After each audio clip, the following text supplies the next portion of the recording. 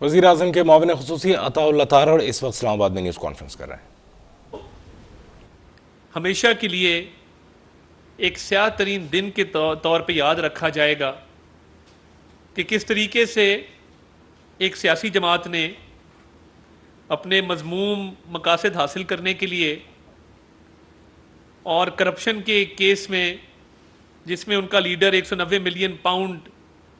کی کرپشن میں ملوث تھا، اس میں رد عمل دینے کے لیے ملک میں انارکی پھیلائی گئی۔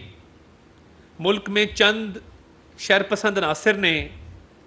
چھوٹی چھوٹی ٹولیوں میں نہ صرف سرکاری املاک کو نقصان پہنچایا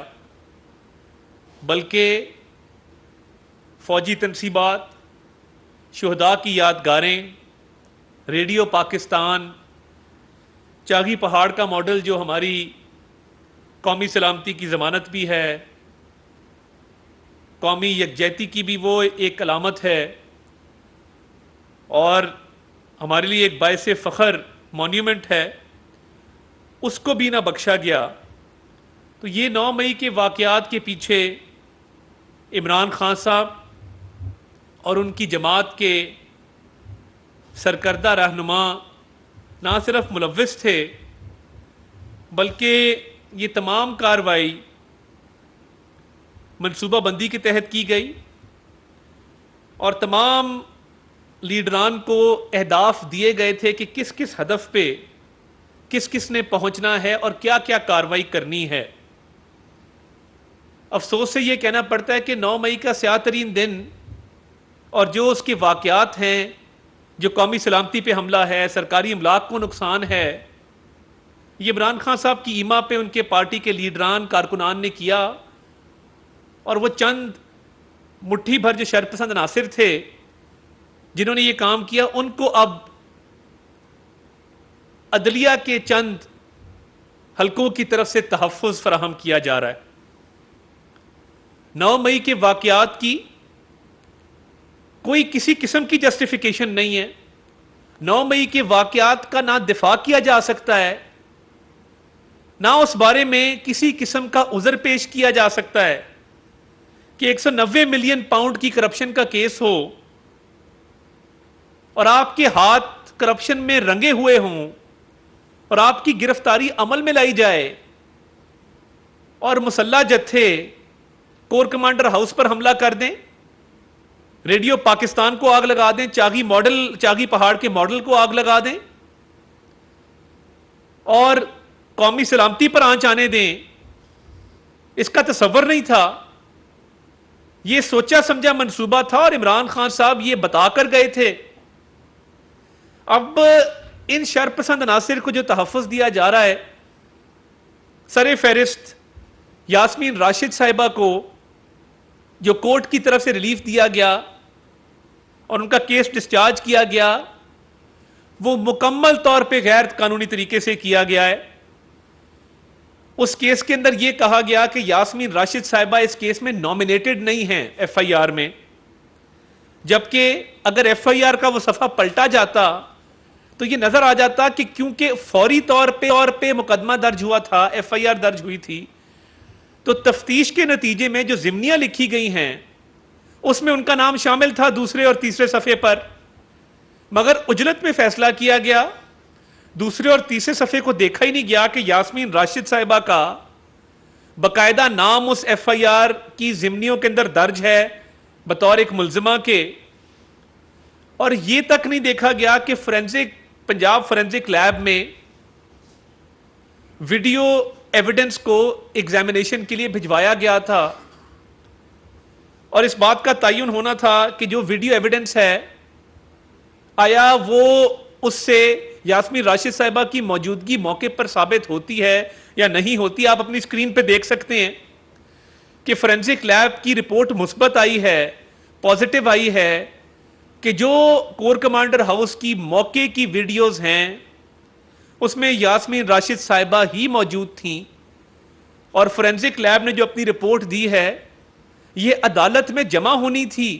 کسی بھی موقع پر اگر موجودگی ثابت ہو اور اس کی کوئی ویڈیو آ جائے اس ویڈیو کا جو فورینزک انالیسز اور فورینزک ایگزامینیشن کروایا جاتا ہے وہ باقاعدہ آپ کو نتیجہ بتاتا ہے کہ یہ مرد یا خاتون اس موقع پر موجود تھے کہ نہیں تھے، یہ ویڈیو کہاں کی ہے، کس وقت کی ہے، یہ ویڈیو ٹھیک ہے نہیں ہے۔ تو معزز عدالت نے اس بات کا انتظار نہیں کیا کہ یہ فورینزک رپورٹ عدالت میں جمع کرائی جاتی اور بتایا جاتا کہ جی یہ انہی کی ویڈیو ہے، محترمہ ہی موقع پر موجود تھی، ویڈیو ٹھیک ہے، ویڈیو 9 مئی کی ہے، ویڈیو شام کی ہے، جتھے کے ساتھ وہاں موجود تھیں۔ تو کیس سے جب ڈسچارج کیا گیا یا بری کیا گیا ہے، اتنی کیا عجلت تھی، اتنی کیا جلدی تھی کہ اس رپورٹ کا انتظار تک نہ کیا گیا؟ یہ رپورٹ آ جاتی تو اس میں ثابت ہے، موقع پر موجودگی ثابت ہے، ویڈیو کا اصل ہونا ثابت ہے، ویڈیو کا 9 مئی کی تاریخ کا ہونا ثابت ہے، کور کمانڈر ہاؤس کی لوکیشن ثابت ہے۔ تو یہ فورینزک انالیسس کا انتظار کیا جانا چاہیے تھا اگر قانون کے اور انصاف کے تقاضے پورے کرنے تھے۔ اس کے ساتھ ساتھ ہی ایف آئی آر کے ساتھ جو دیگر دستاویزی ثبوت لگے تھے اور دستاویز لف تھے، ان کو بھی دیکھا جانا چاہیے تھا کہ ان دستاویزات میں ان کا نام شامل ہے، وہ ان واقعات میں ملوث رہی ہیں۔ اور دیکھیے، قانون اور انصاف ہونا نہیں چاہیے، ہوتا نظر آنا چاہیے۔ تو میں یہ سمجھنے سے قاصر ہوں کہ چند مخصوص حلقے عدلیہ کے وہ 9 مئی کے واقعات کے حوالے سے اتنا غیر سنجیدہ رویہ کیوں رکھتے ہیں اور ملزمان کو ٹرائی کرنے پر، ان پر مقدمہ چلانے پر ان کے کیا اعتراضات ہیں اور وہ کیوں گریزاں ہیں ان مقدمات کو آگے چلانے پر۔ پنجاب گورنمنٹ کی پروسیکیوشن کی ٹیم دن رات کام کر رہی ہے، جہاں جہاں ان کو فیڈرل گورنمنٹ سے نادرا سے کوئی ڈیٹا ریکوائرڈ ہوتا ہے وہ ان کو فراہم کیا جا رہا ہے، مگر ملزمان جو ہیں ان کے حوالے سے جب تمام تر شواہد آ گئے ہیں تو پھر یہ ریلیف کس بات کا دیا جا رہا ہے۔ اور بڑے افسوس سے یہ بھی کہنا پڑتا ہے کہ پرویز الہی صاحب، جن کے خلاف بڑا کلیئر ایویڈنس ہے منی لانڈرنگ کا، کرپشن کا، غیر قانونی بھرتیوں کا، ان کے کیسز ڈسچارج کیے جا رہے ہیں۔ اور وہ ورک صاحب ایک جج ہیں جن کی فیس بک کی پوسٹ آپ دیکھتے ہیں کہ عمران خان صاحب کی تصویریں لگی ہیں، پرو پی ٹی آئی پوسٹیں ہیں، اینٹی پی ڈی ایم پوسٹیں انہوں نے لگائی ہیں۔ کیا یہ کسی جج کو زیب دیتا ہے کہ وہ مقدمہ بھی سن رہا ہو اور ساتھ سوشل میڈیا پہ اپنے اکاؤنٹ سے کسی ایک سیاسی جماعت کی پوسٹیں بھی کر رہا ہو اور اربوں روپے کی کرپشن کے ثبوت اس کو نظر نہ آئے اور وہ ملزم کو بری کر دے؟ اس میں پروسیکیوشن کا کیا قصور ہے؟ اس میں پولیس کا یا اینٹی کرپشن کا کیا قصور ہے؟ پرویز الہی صاحب کو پشت پناہی حاصل رہی ہے اعلیٰ عدلیہ کے ججز کی۔ اب مسئلہ یہ ہے کہ جس آڈیو میں مظاہر علی اکبر نقوی صاحب سے پرویز الہی صاحب کی گفتگو ہو رہی ہے، وہ آڈیو جب اس پہ کمیشن بنتا ہے تو چیف جسٹس صاحب کی طرف سے اس کمیشن پہ سٹے آرڈر دے دیا جاتا ہے، اس کمیشن کی کاروائی کو آگے بڑھنے نہیں دیا جاتا کہ جی میرے سے نہیں پوچھا۔ بھائی ایک عمل شروع ہو چکا ہے اور یہ جوڈیشل کمیشن نہیں ہے، انکوائریز کمیشن ایکٹ کے تحت ایک کمیشن ہے۔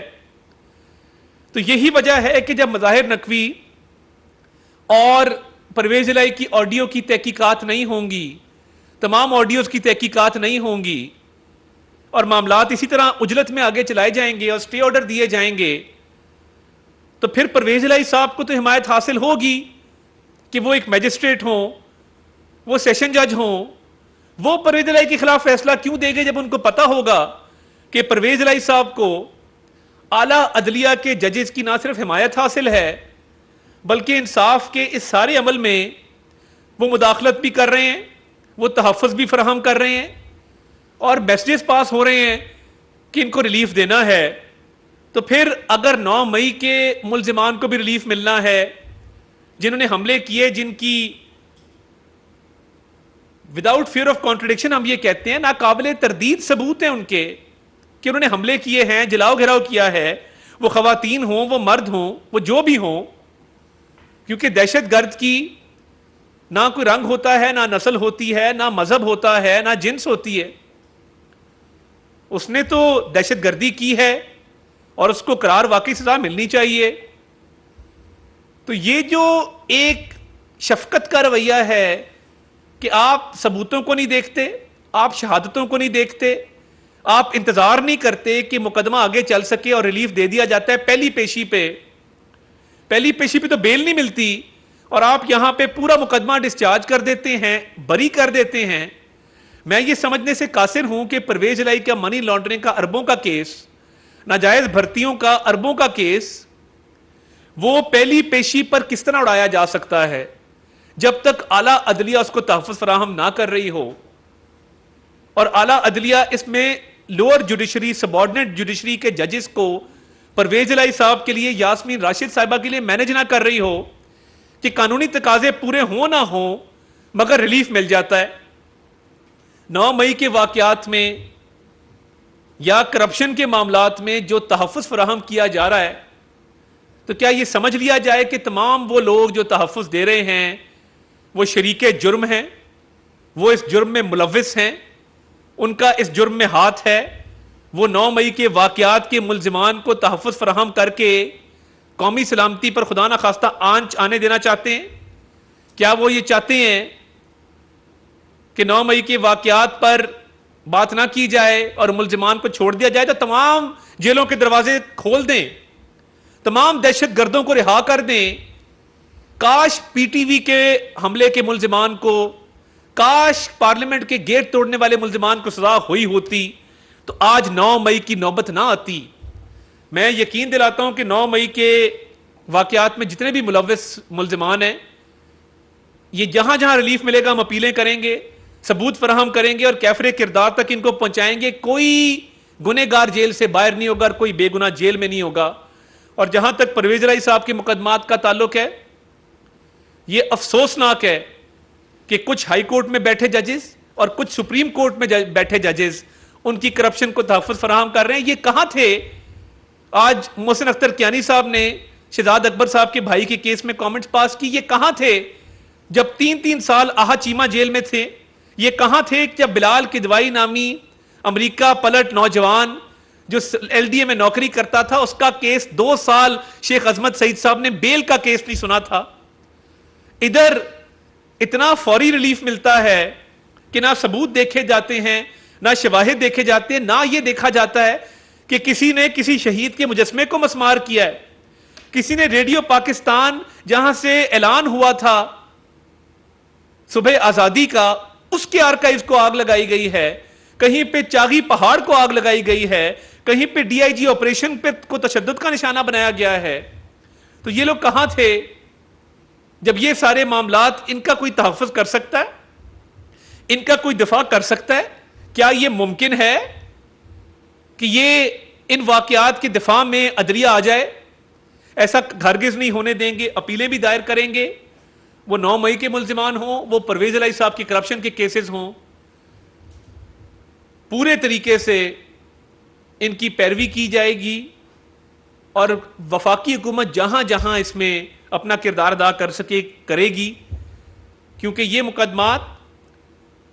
شہزاد اکبر کے بنائے ہوئے مقدمات نہیں ہیں, یہ شواہد اور ثبوتوں کی بنیاد پر بنائے مقدمات ہیں اور ان کو منطقی انجام تک انشاءاللہ پہنچایا جائے گا. بہت شکریہ. کرنا ہے